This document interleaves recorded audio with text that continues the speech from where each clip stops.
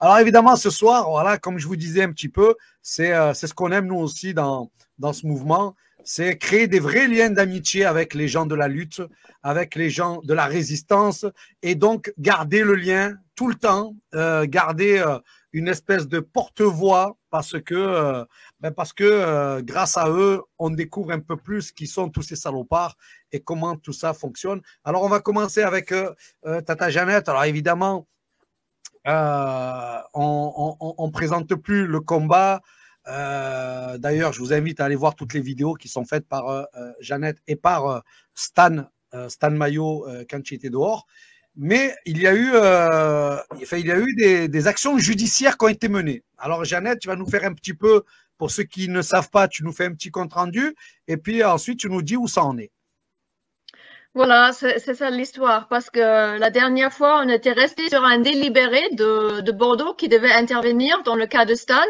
Parce que comme ils ont inventé une nouvelle affaire d'incitation à la désobéissance de militaires, ils ont révoqué la totalité du sursis, donc de 2 ans de prison. Ça a été transformé en prison ferme. Et maintenant, on a la décision du délibéré du 5 janvier de Bordeaux. Donc, ça s'est transformé en 1 an de prison ferme. C'est déjà ça. Mais ça veut dire c'est quand même lourd pour un innocent de rester 1 an en prison, parce que ça, c'est sûr déjà. Hein. Donc, il y a cette nouvelle accusation donc en cours là, et pour ça, il est aussi en détention provisoire à l'heure actuelle. Et en décembre, ils avaient prolongé les 4 mois de détention provisoire parce qu'ils vont par tranche de 4 mois, hein, 4 mois, etc. Et donc, on était le 21 décembre l'année dernière, on était à Rio avec Maître Fortaba Labattu. Ça a été rejeté et maintenant, on va aller en cassation pour cette histoire de rejet de cette décision parce qu'on ne peut pas laisser Stan en prison pour rien, sans aucune base légale. Mais il faut dire qu'ils sont acharnés, hein. Ces magistrats-là sont acharnés de lui faire, spécialement à lui, le plus de mal possible, le plus qu'ils peuvent faire. Et ils n'ont pas la volonté du tout de manifester la vérité. Donc, Alors, on a ce problème-là. Juste pour ceux qui ne savent pas, juste pour ceux qui ne savent pas, donc Stan était gendarme et un jour, il va dénoncer des choses qui se passent dans la collègue et donc depuis, il est la cible donc du système et Stan va en même temps alerter sur la pédocriminalité et sur un petit peu ses élites, tous les saloperies de ses élites. Et donc là, il va avoir tout un tas d'accusations complètement bidons, jamais d'ailleurs prouvées. Hein. Et la dernière fois, donc, il est sorti, mais il avait du sursis.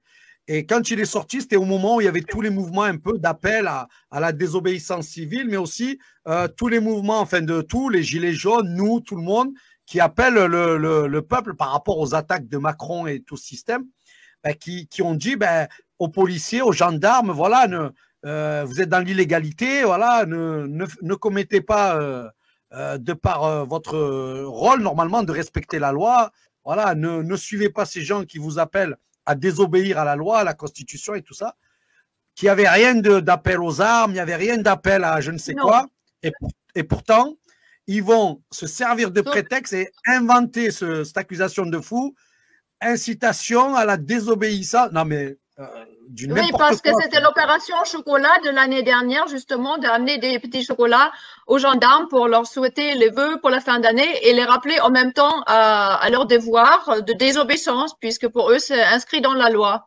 Voilà, ils ont tourné ça en incitation à la désobéissance et je sais même pas si c'est prévu par la loi, en fait.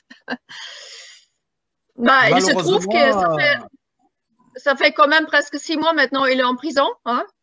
Et vu qu'avec cette nouvelle accusation, ils ont pu faire tomber le sursis qui courait encore dans la vieille affaire, comme nous sommes des activistes contre la pédocriminalité, donc sur cette vieille affaire, ils ont pu faire tomber le sursis. Et donc, c'est 1 an et il a déjà fait 6 mois maintenant. Et donc, c'est sûr qu'il va encore devoir faire un peu de prison. Hein. En principe, on avait aussi Maître Dangléan comme avocat, mais il a été suspendu. C'est-à-dire, il a les mêmes problèmes.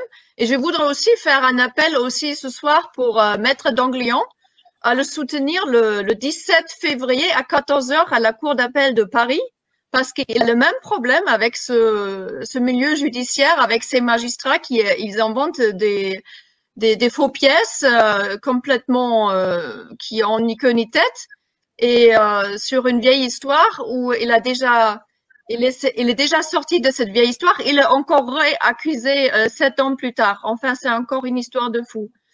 Donc là, il s'agit qu'il puisse reprendre son travail. Donc pour les personnes qui sont vers Paris, je les incite de le soutenir pour qu'il puisse reprendre son travail et nous défendre aussi, parce qu'on n'a pas encore fini avec le vieux dossier de Stan non plus. Enfin, mon dossier aussi, notre dossier sur une fausse extradition, enfin une affaire qui est prescrite, enfin. Il doit faire une inscription en faux parce que tout est faux, toutes les pièces sont faux. Enfin, ça s'arrête pas. Et on n'a pas fini non plus avec la vieille histoire, même si Stan est toujours en prison à l'heure actuelle pour ça, n'est-ce pas?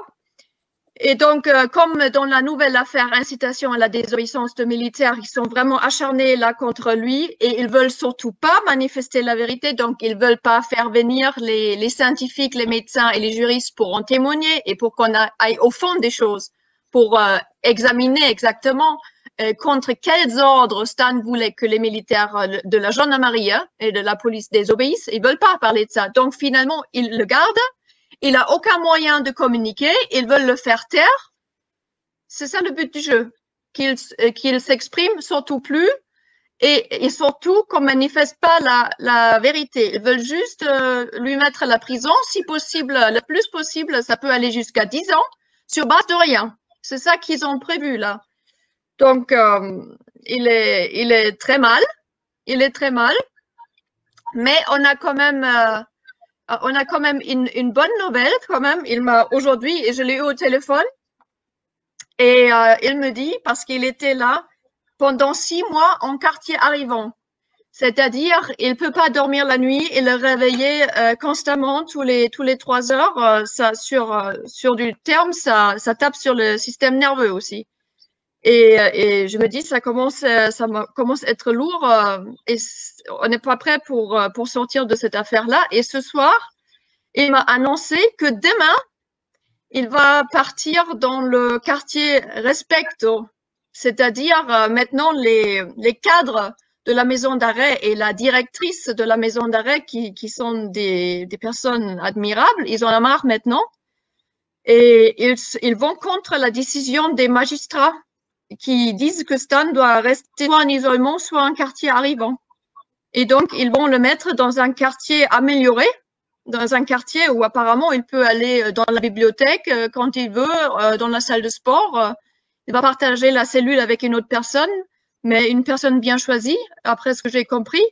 Donc là, on a vraiment, on est trop content d'avoir ces nouvelles-là, que enfin une note positive, parce que depuis ces derniers temps, ça va pas du tout. Aucune bonne nouvelle. Et là, ce soir, ça nous a vraiment fait du bien que, en fait, les magistrats, ils pensent être au-dessus de tout, surtout ceux qui sont sur le dossier de Stan, là, maintenant.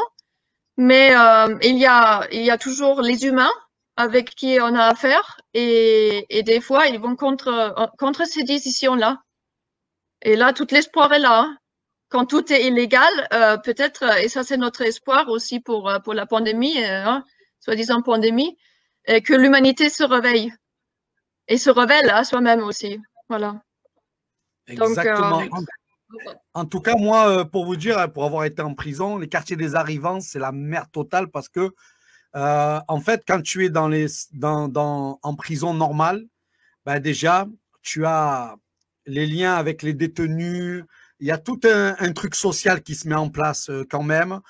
Comme dit, tu peux sortir à la bibliothèque, tu as des activités, tu as tout un tas de trucs. Alors que quand tu es dans les arrivants, en fait, tu es dans une cellule, ils t'amènent, ils te donnent à manger, ils te sortent en promenade. Aucun contact, tout est coupé, tu te retrouves seul au monde. Et c'est vrai que passer déjà 6 mois là-dedans, déjà, franchement, il faut être costaud parce que quand tu te retrouves enfermé seul, sans voilà, injustement, sans tout l'autre côté important social et tout, c'est très dur. Alors évidemment, on lui souhaite beaucoup, beaucoup de courage. Ben, tant mieux déjà que demain, il puisse... et puis tant mieux qu'aussi Oui, dans cette prison, ils ont bien vu que c'était pas un voyou et que c'était pas... voilà, que c'était pas un mec mauvais. Et oui. pour vous dire à quel point c'est des salopards, parce que Balkany, lui, il est entré en prison comme Benalla. Hein. Ils sont rentrés en prison, ils avaient VIP et ils sont sortis pour des, ils sont sortis pour des trucs bidons et soi-disant parce qu'ils sont malades. Et dès qu'ils sont sortis, que ce soit Balkany qui s'est retrouvé en train de danser, il est en train de danser à la fête de la musique, ou que ce soit Benalla en train de parader déjà dans des réunions. Franchement, c'est honteux, mais c'est la justice française. Hein. Tu t'attaques à la pédophilie, tu t'attaques au trafic humain, ben, tu as plein de problèmes. Vous verrez aussi avec Thierry Cabil. Donc, c'est ce que je disais l'autre fois qui est admirable chez Jeannette et Stan, c'est qu'ils avaient déjà fait le boulot, ils auraient pu arrêter, ils auraient pu se ranger, aller faire autre chose parce que ils savent très bien qu'ils ne vont pas les lâcher.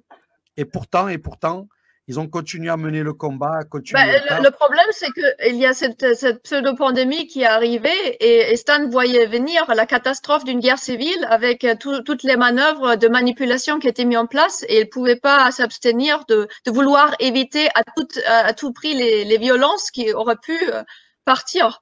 Donc, il a essayé de calmer le jeu et il est réprimé comme s'il s'agissait d'un terroriste maintenant. C'est incroyable quand même. Il a essayé de faire tout le contraire, de calmer le jeu, de faire le rapprochement avec les forces de l'ordre, les forces publiques, entre le peuple et les forces publiques, de calmer tout le monde sans violence et le réprimer comme si c'était le pire terroriste. Et en fait, c'est le profil qu'ils essayent de dresser de lui. Mais c'est complètement faux. Ils inventent des histoires, hein, comme dans la dernière affaire, comme si nous, on était des kidnappeurs d'enfants. Pourquoi faire? Hein, ouais. c'est des histoires, ils écrivent des romans sur nous, mais après, effectivement, ils le montrent dans la presse et la presse conventionnelle et c'est répété, et après, ça devient quasi une réalité, hein, comme pour les mesures sanitaires, les gens, ils ont peur d'un virus tueur en circulation. Ils y croient. C'est ça le problème. Ouais. Il y a quelqu'un qui disait, dans un monde injuste, la place de l'homme juste, c'est aussi en prison. À travers évidemment cette phrase-là, ce que l'on veut comprendre, c'est que tous les gens qui lutteront pour le bien, il faut qu'ils s'attendent aussi à ce qu'ils se retrouvent en prison parce que justement, c'est tout à fait logique que dans un monde de salopards, eh ben, ceux qui luttent contre se retrouvent enfermés. Et malheureusement, là, ce que l'on peut faire au moins, c'est écrire, envoyer des lettres de soutien. C'est très, très important, les lettres de soutien. C'est très important de montrer à ceux qui sont en prison qu'ils ne sont pas tout seuls, qu'il y a tout un tas de gens qui pensent à eux et à travers les mots, réconforter à travers les mots. Alors, Jeannette, si tu me permets, tu me donneras, s'il te plaît, la cellule où c'est qu'on peut envoyer. Avec plaisir. Tous les trucs. Je t'envoie l'adresse. Pour les personnes qui veulent l'écrire, effectivement, ça aide beaucoup. Soutien moral, c'est très utile. Oui. Et puis, je ne sais pas si vous avez des cagnottes et tout, enfin, pour payer les avocats ou tout ça. Voilà, sachez que nous aussi, ben, il faut qu'on participe. C'est quelque chose de très important. Moi, quand j'étais en prison, il faut savoir que par semaine, et je n'étais pas un fumeur, hein, 150 € de bouffe par semaine. Juste par semaine. C'est-à-dire que là-bas, il faut continuer si tu veux vivre un minimum. Et donc, c'est très, très important aussi de soutenir ceux qui sont en prison aussi, c'est-à-dire qu'ils aient une bonne alimentation, qu'ils reçoivent des lettres, comme ça ils ont accès aux bibliothèques, ça fait passer le temps et ça permet de se dire, voilà, dans un combat, lorsque l'on sait qu'on n'est pas tout seul, eh bien ça apporte toujours ce courage qu'on a besoin. Si tout le monde s'en fout, personne n'écrit et qu'on n'aide rien, ben forcément on va dégoûter tous les militants et tous les résistants et on va se retrouver comme des cons parce que plus personne ne voudra mener le combat. Alors, courage. Oui, pour les aides. Donc, pour les aides financières, c'est toujours, attention, c'est toujours que mon compte. Je peux te l'envoyer, mon compte à moi, parce qu'il y a des gens aussi qui ont créé des cagnottes pour nous, mais ça revient pas à nous. Je sais pas à qui ça revient. L'unique compte qui fonctionne, c'est le mien en Allemagne. C'est important parce qu'il y a des cagnottes en route sur notre nom, mais ça ne revient pas. Hein. Je sais pas à qui c'est, mais c'est pas à nous. Ouais, exactement. Alors, tu me donneras ton code, tu me donneras tout ce qu'il faut. Et comme ça, on va faire ça. C'est quoi la prochaine échéance? Donc, la cassation, c'est à quelle échéance à peu près ça? 2 semaines, 3, en fait, 2 mois, 3 mois? Le mémoire va être déposé le 14 février, le mémoire de la cassation. 14 février, d'accord. Oui. Et tu sais où ça sera? À Paris, donc. Ça va être déposé. Après, je sais pas comment ça continue. Je crois qu'il n'y a pas d'audience. Pour le moment, je suis pas au courant, non. Non, il n'y a pas d'audience. C'est un avocat spécial et il regarde. Voilà. Ouais. Ok. Donc, je vous tiens au courant si j'ai du neuf. Pour le moment, c'est tout ce que je sais. Et de toute façon, je ne sais pas quoi faire pour le moment pour amener les juges à manifester la vérité, mais je pense on a dans tous les dossiers, on a un peu le même problème que la manifestation de la vérité est compliquée et tant qu'on n'est pas là, on ne peut pas parler de justice et on tourne en rond dans un système maléfique qui a une idéologie maléfique parce qu'il garde Stan en prison pour son idéologie. Mais quelle idéologie? Si on agit pour le bien, c'est quoi leur idéologie alors? À se poser la question, oui. Quel est le but du jeu de tout ce système judiciaire? Parce qu'on va avoir les élections, les têtes des politiciens, ils vont changer. Mais en justice, on est toujours confronté aux mêmes personnes. Donc, et le problème fondamental, il est là. Tout à fait. Non, mais moi, je suis très triste pour vous parce que c'est vraiment injuste, c'est profondément injuste et j'espère vraiment que Dieu vous rendra justice et qu'il pourra sortir rapidement. Et que on gagnera dans ce combat parce que tôt ou tard, de toute façon, on le gagnera, ce combat. Un jour, si c'est pas notre génération ou une autre, un jour, cette lutte contre contre les pédos sataniques, ça se sait de plus en plus. Il y a de plus en plus maintenant de gens qui ont ouvert les yeux sur ça. Et malheureusement, on en est encore à essayer d'éveiller cette masse. Et essayer de faire des contrepoids, ben voilà, c'est un combat d'une vie, c'est un combat courageux. Donc vraiment, Jeannette, bravo, bravo. Si tu vois Stan, tu lui toute notre amitié et évidemment qu'on le soutient. Et puis on va lui envoyer des lettres, on va le soutenir. Comme ça, au moins, il sera pas tout seul. Oui, grâce à vous tous, je pense le vent va tourner, les vérités sortent maintenant, ça va venir. Mais bon, jusqu'à là, c'est dur, c'est dur. Ouais, c'est très dur. Ben, courage à toi aussi parce que c'est pas facile pour toi aussi. Toujours pareil, à te voir te retrouver séparé, à devoir toi aussi en plus mener cette lutte. Donc, tu n'as même pas de répit, pas de repos, tu dois tout mener. Et en plus, toi aussi, tu es sous le coup de la justice. Et pour l'instant, on ne sait pas encore ce que ça va donner pour toi. Non, je suis tranquille là. J'ai été jugée et pour le moment, c'est tranquille, là. Mais bon, je veux dire, ils peuvent toujours inventer quand ils ont envie d'inventer quelque chose. On sait très bien, jamais personne est jamais à l'abri de rien. Mais pour le moment, j'ai pas de problème avec la justice en particulier, moi. Tu n'as pas de sursis? Non, c'est terminé. Les 3 ans du sursis là, dans l'affaire de projet d'enlèvement des enfants pour rendre les enfants à la mer, c'est passé maintenant. Eh ben, tant mieux, tant mieux. Ben, écoute, tant mieux, courage à toi, Jeannette. Tu nous envoies tout ça. Comme ça, merci. Je lui donne. Les amis, je vais vous laisser. Bonne soirée à vous tous. Merci. Bonne soirée, bon courage. Et à très bientôt. Au revoir. À bientôt, Tata. Courage.